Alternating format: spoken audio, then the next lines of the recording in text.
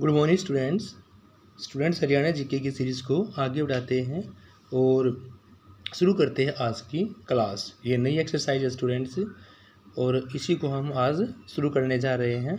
इसका first question है आपका कि भी कंपनी सरकार ने जिलों का जो प्रशासन है, हरियाणा की बात चल रही है, तो उनके अधिकारी की नियुक्ति की, यानी कंपनी सरकार के द्वारा जिलों के प्रशासन चलाने के लिए किन अधिकारियों की नियुक्ति की गई थी, ये आपको यहाँ पर बताना है। क्या कमिश्नर की नियुक्ति की गई, तहसीलदार की गई, सहायक कमिश्नर की गई या कलेक्टर की गई? तो इसमें से राइट आंसर बताना है आपको। तो कंपनी सरकार ने जिलों के प्रशासन के लिए जिस अधिकारी की नियुक्ति की गई थी वो इनमें से क्या है भाई? कलेक्टर इसका राइट आंसर है। कलेक्टर की नियुक्ति कंपनी सरकार के द्वारा की गई स्टूडेंट्स।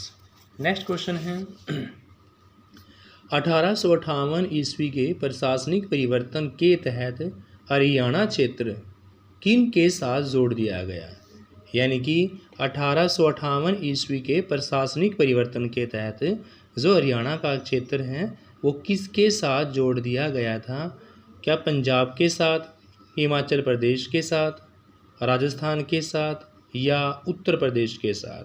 तो भी 1858 ईस्वी की प्रशासनिक परिवर्तन के तहत हरियाणा क्षेत्र को पंजाब के साथ, किसके साथ भाई?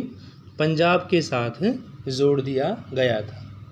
नेक्स्ट है पंजाब के अंतर्गत हरियाणा क्षेत्र की प्रशासनिक इकाइयों का क्रम आपको बताना है कि भी पंजाब के अंतर्गत दो हरियाणा क्षेत्र की प्रशासनिक इकाइयाँ थी वो किस क्रम में लगाई गई। सबसे पहले आपका है कमिश्नर, के बाद तहसीलदार, जेलदार, नंबरदार, उसके बाद पटवारी और पटवारी के बाद हैं चौकीदार।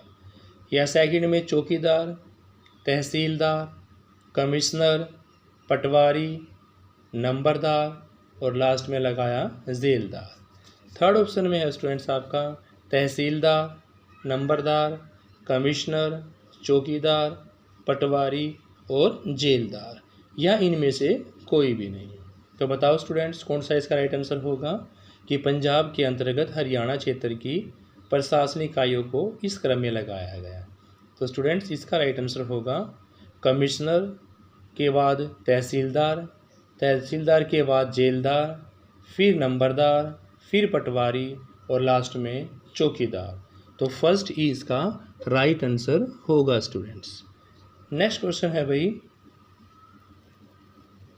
आज़ाद हिंद फौज के अंतर्गत हरियाणा से शहादत प्राप्त करने वाले अफसर और सैनिकों की संख्या पूछी गई है। किस समय की बात है ये? आज़ाद हिंद फौज के अंतर्गत हरियाणा से शहादत प्राप्त करने वाले ऑफिसर्स और सैनिकों की संख्या पूछी गई स्टूडेंट्स। क्या 22 ऑफिसर या 324 सैनिक थे, या 42 ऑफिसर या 224 सैनिक थे, या 12 ऑफिसर और 124 सैनिक, या 38 अफसर 588 सैनिक थे? तो देखो स्टूडेंट्स क्या इसका राइट आंसर होगा। ये बहुत सारी बुकों के अंदर क्वेश्चन नहीं है भाई, इस बुक्स में कुछ नए क्वेश्चन दिए हुए हैं जो 4-5 बुक मेरे पास उनके अंदर भी नहीं है। तो देखो इसका क्या राइट आंसर होगा। इसका राइट आंसर होगा 22 अफसर 324 सैनिक। 324 सैनिक से आपको याद रखना है भाई 22 ऑफिसर और 324 सैनिक ही इसका राइट आंसर होगा स्टूडेंट्स। नेक्स्ट क्वेश्चन है निम्न चुनाव में कम्युनिस्ट पार्टी की पहली बार हार का सामना करना पड़ा। तो किस में हार का सामना करना पड़ा? 1937 ईस्वी के चुनाव में, या 1946 ईस्वी के, 1923 या 1944? तो बताओ स्टूडेंट्स इनमें से कौन सा इसका राइट आंसर होगा। 1937, 1946, 1923 और 1944 में से? तो भी इसका राइट आंसर होगा 1946। क्या होगा? 1946 इसका राइट आंसर होगा। नेक्स्ट है सांप्रदायिक दंगों के दौरान महात्मा गांधी में हरियाणवी क्षेत्रों का दौरा किया था। इनमें से किन हरियाणवी क्षेत्रों का दौरा सांप्रदायिक दंगों के दौरान महात्मा गांधी के द्वारा किया गया था? फर्स्ट है मेव, बहुल, घासेड़ा गांव, दूसरा है पानीपत शहर और तीसरा है दोनों, या फोर्थ में इनमें से कोई भी नहीं होगा। तो भी सांप्रदायिक दंगों के दौरान महात्मा गांधी जी ने मेव, बहुल, घासेड़ा गांव का भी दौरा किया था और पानीपत शहर का भी दौरा किया था। इसलिए इसका थर्ड ही राइट आंसर होगा, फर्स्ट एंड सेकंड दोनों। मेव जाति ज़्यादा वाले घासेड़ गांव में और पानीपत शहर, दोनों ही इसका राइट आंसर होगा। नेक्स्ट क्वेश्चन है स्टूडेंट्स कि भी आपके पास सेना के साथ मिलकर अंग्रेज़ों ने कैथल रियासत पर हमला किया था, तो इन किस सेनाओं के साथ मिलकर अंग्रेज़ों ने कैथल रियासत पर हमला किया? फर्स्ट है नाभा रियासत, जींद रियासत, पटियाला, या तीनों यानी कि उपरोक्त सभी के साथ। तो भी इन सारी ही रियासतों पर हमला किया गया था सेनाओं ने मिलकर अंग्रेज़ों ने, किसके? कैथल रियासत पर। तो नाभा के साथ भी, जींद के साथ भी और पटियाला के साथ भी, यानी कि डी इसका राइट आंसर होगा, उपरोक्त सभी। नेक्स्ट है अजीत सिंह का संबंध किस रियासत से था? अजीत सिंह का संबंध यहाँ पर पूछा गया है भाई कि अजीत सिंह का संबंध किस रियासत से था? क्या कैथल से था, लाडवा से था, लोहारू से था, या जींद से था? अजीत सिंह का संबंध आपको बताना है कैथल, लाडवा, लोहारू या जींद। तो भी अजीत सिंह का जो संबंध है वो सीधा सीधा यहाँ पर लाडवा रियासत से है। सेकंड इसका राइट आंसर होगा, लाडवा रियासत। नेक्स्ट है हरियाणा में हिंदुओं की जो परसेंट संख्या है 19वीं शताब्दी में कितनी थी? हरियाणा में हिंदुओं की परसेंटेज संख्या 19वीं सदी में कितनी थी? क्या 70% थी, 55% थी, 60% थी, या 65% इसका राइट आंसर था? तो भी हरियाणा में हिंदुओं की जो परसेंटेज संख्या थी वो इन चारों में से थी 70%। कितना था भाई? 70% ही इसका राइट आंसर होगा। हिंदुओं की परसेंट संख्या 19वीं शताब्दी में 70% थी भी। कितनी थी? 70% थी। नेक्स्ट है 19वीं सदी में इनमें से हरियाणा में बुआई यानी बीज देने के लिए जो शुभ दिन माना जाता था वो कौन सा था? देखो क्वेश्चन भी कह रहा है कि आजकल के बच्चों को उस बात का पता ही नहीं होगा। ये बात 19वीं सदी की चल रही है कि 19वीं सदी में इन दिनों में से हरियाणा में जब लोग बुआई करते थे, बीजों को बोते थे, तो उसके लिए शुभ माना जाने वाला पूछा हुआ है कि शुभ हम किस दिन को मानते थे। तो भी इनमें से शनिवार और मंगलवार को तो मानते नहीं थे। सबसे जो शुभ दिन माना गया था बुआई के लिए वो था आपका बुधवार। बुधवार इसका राइट आंसर होगा भाई कि बुधवार को हरियाणा में फसल की बुआई के लिए सबसे शुभ दिन माना जाता था। हरियाणा में नसिया काल है, नबिया का काल है भैया, नबिया। इस बुक में थोड़ा दिया हुआ नसिया नहीं है, नबिया का काल के नाम से पूछा हुआ क्वेश्चन। ये दूसरी बुक में नबिया है, यहाँ पर मिस प्रिंट है, नसिया दिया हुआ है। तो कुछ नहीं कह सकते, नसिया नबिया कुछ भी अगर आपका आए तो आपको ध्यान रखना है। फर्स्ट ऑप्शन है 1814 से 16, फिर 25 से 27 और 33 से 34 और फिर 1810 से 12। तो आपको बताना है कौन सा इसका राइट आंसर होगा स्टूडेंट्स। 14, 16, 25, 27, 33, 34 और 10, 12 से लेकर। तो भी नबिया का अकाल जो है इसको यहाँ पर नसिया के अकाल के नाम से माना गया है। 1833 और 34 इसका राइट आंसर होगा। नेक्स्ट है भाई 19वीं सदी के हरियाणा में लगभग कितने गांव अस्तित्व में थे? बात ये पूछी गई है। बात 19वीं शताब्दी की है भाई, तो हरियाणा में लगभग कितने गांव अस्तित्व में आए थे? तो भी यहाँ पर इस क्वेश्चन का राइट आंसर होगा लगभग 3,000 ही इसका राइट आंसर होगा स्टूडेंट्स।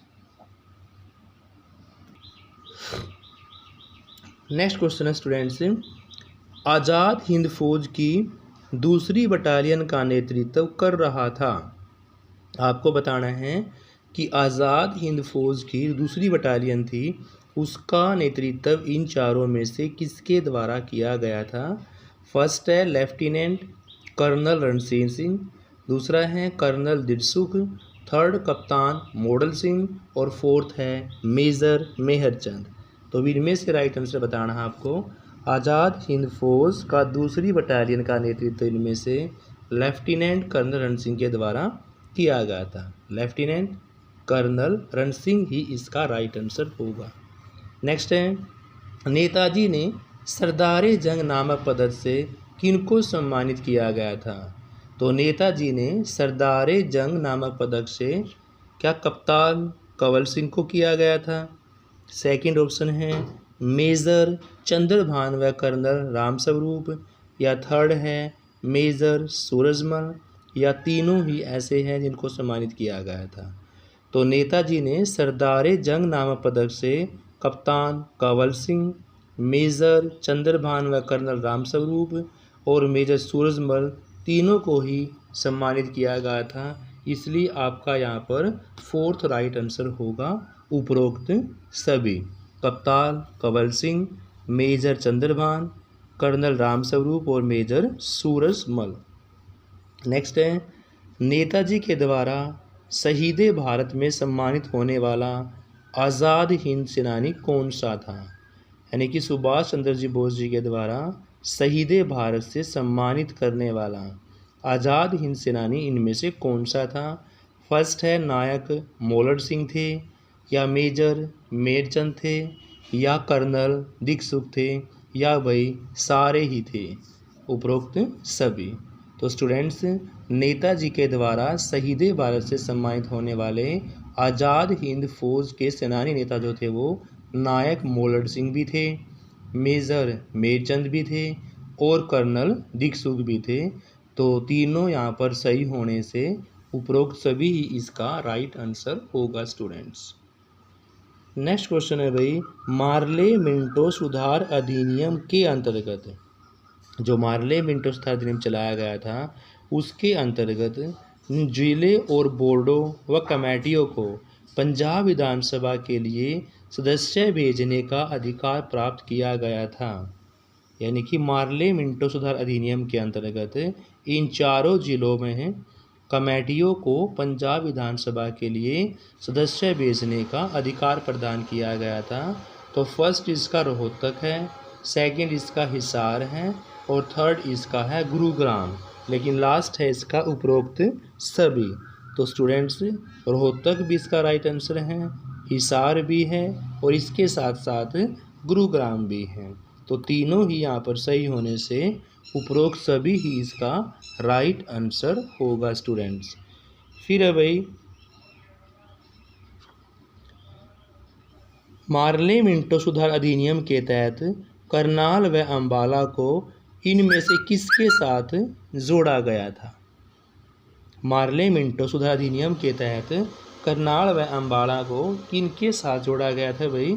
तो पहला ऑप्शन आपका शिमला है, दूसरा दिल्ली है, तीसरा इनमें से कोई नहीं और चौथा है आगरा।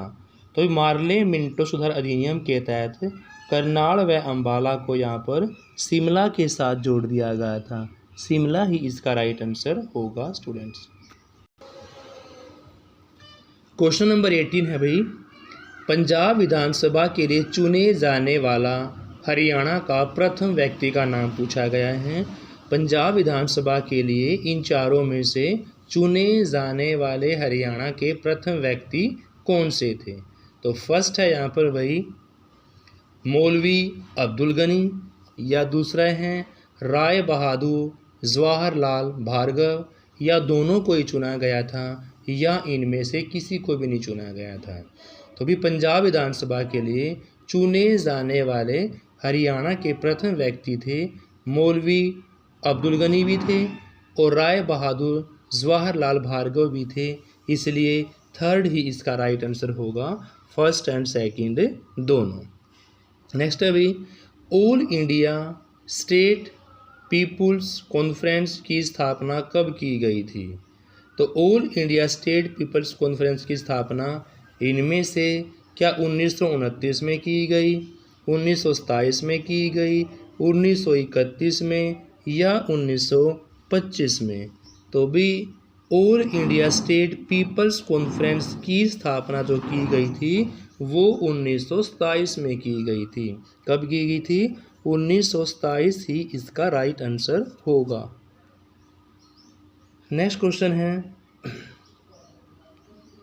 भारत छोड़ो आंदोलन के प्रस्ताव को पारित करने वाली कमेटी में कौन कौन से सदस्य थे? यानी क्वेश्चन पूछा गया भाई, भारत छोड़ो आंदोलन के प्रस्ताव को पारित करने वाली कमेटी के सदस्य इनमें से श्री दुलीचंद थे, लाला मुरलीधर थे, श्री नेक्कीराम शर्मा थे या श्री राम शर्मा इसका राइट आंसर था। तो आपको बताना भी इनमें से कौन सा इसका राइट आंसर है। श्री दुलीचंद में से, लाला मुरलीधर में से, श्री नेक्कीराम शर्मा में से और श्री राम शर्मा में से। तो भाई भारत छोड़ो आंदोलन के प्रस्ताव को पारित करने वाली कमेटी के सदस्य श्री राम शर्मा थे। श्री राम शर्मा ही इसका राइट आंसर होगा स्टूडेंट्स। नेक्स्ट है, हासी हिसार व सिरसा। हासी हिसार व सिरसा में स्थित देसी पलटन के सैनिकों ने डिप्टी कमिश्नर सहित कितने लोगों को मौत के घाट उतार दिया था? क्वेश्चन पूछा गया है, हासी हिसार व सिरसा में जो देसी पलटन के सैनिक थे डिप्टी कमिश्नर सहित कितने लोगों को मौत के घाट उतारा? बड़ा गहराई का क्वेश्चन है भाई, किसी बुक में नहीं मिलने वाला क्वेश्चन ये। 10 लोगों का था, 12 लोगों का था, 14 लोगों का था या 15 लोगों का था? एग्जैक्ट आंकड़े वाले क्वेश्चंस ठीक करने बड़े मुश्किल हो जाते हैं स्टूडेंट्स से, और आंकड़ों से 3-4 क्वेश्चन अवश्य पूछे जाते हैं। जैसे एक बार CSC सेंटर पूछ लिए थे कि हरियाणा में CSC सेंटर कितने हैं, आधार कार्ड कितने लोगों के बने हुए हैं। इस प्रकार के क्वेश्चनों को ठीक करना बड़ा मुश्किल जाता है। एग्जैक्ट आंकड़े याद होंगे तो ये क्वेश्चन ठीक होगा। जैसे यहाँ देखो, यहाँ पर लोगों की संख्या पूछी गई है, कितने लोग थे? 10 लोग थे कि 12 लोग थे, 14 लोग थे या 15 लोग थे? तो यहाँ पर जो इसका राइट आंसर होगा एग्जैक्ट वो था भाई 12 लोगों को मौत के घाट उतार दिया गया था। नेक्स्ट है, हिसार से क्रांतिकारी का नेतृत्व कर रहा था। यानी हिसार से क्रांतिकारी के में नेतृत्व करने वाले का नाम यहाँ पर पूछा गया है भाई। तो पहले है सुलीवर खां, दूसरे शहजादा मोहम्मद आजिम बेग, तीसरे तारदी बेग और इनमें से कोई नहीं। तो हिसार से क्रांतिकारी का नेतृत्व करने वाले का नाम था सुलीवर खां, शहजादा मोहम्मद आजिम बेग और तारदी बेग, या इनमें से कोई भी नहीं। तो स्टूडेंट्स, हिसार से क्रांतिकारी का नेतृत्व करने वालों में शहजादा मोहम्मद आजिम बेग ही इसका राइट आंसर होगा, शहजादा मोहम्मद आजिम बेग। और आज की वीडियो का लास्ट क्वेश्चन है स्टूडेंट्स, रोहतक व करनाल में आर्य समाज की शाखाएं स्थापित की गई थी। रोहतक में और करनाल की बात यहाँ पर चली गई है भाई। आर्य समाज की शाखाएं स्थापित कब की गई थी? क्या 1881 में की गई, 1880 में की गई, 1882 में की गई या 1883 में की गई थी? कहाँ पर? रोहतक व करनाल में। किसकी? आर्य समाज की शाखाएं। तो भी 1883 इसका राइट आंसर होगा। 1883 में रोहतक व करनाल में आर्य समाज की शाखाएं स्थापित की गई थी। तो स्टूडेंट्स, आज हमारे यहाँ पर 23 क्वेश्चन कंप्लीट हो गए इस प्रैक्टिस सेट के। और इससे पहले हमने करीब 200 के करीब वीडियो हमने हरियाणा जीके की डाली गई हैं, सारी प्लेलिस्ट बनी हुई हैं। और इसके अलावा मैथ की प्लेलिस्ट भी हैं, और हरियाणा में जैसे मतलब कि ग्रामर की, हमारी हिंदी ग्रामर की पूरी ग्रामर की प्लेलिस्ट डली हुई हैं, उसके प्रैक्टिस सेट भी हैं और टॉपिक भी हैं। तो स्टूडेंट्स उनको देख सकते हैं, क्योंकि सीटी के अंदर कम से कम 10-12 नंबर की हिंदी ग्रामर आएगी और मैथ भी 10-12 नंबर का आएगा, और जो हरियाणा जीके है वो 25 नंबर की आएगी। तो हरियाणा जीके तो हमारी कंप्लीट डाली गई हैं 200 वीडियो के आसपास। तो thank you students, have a nice day.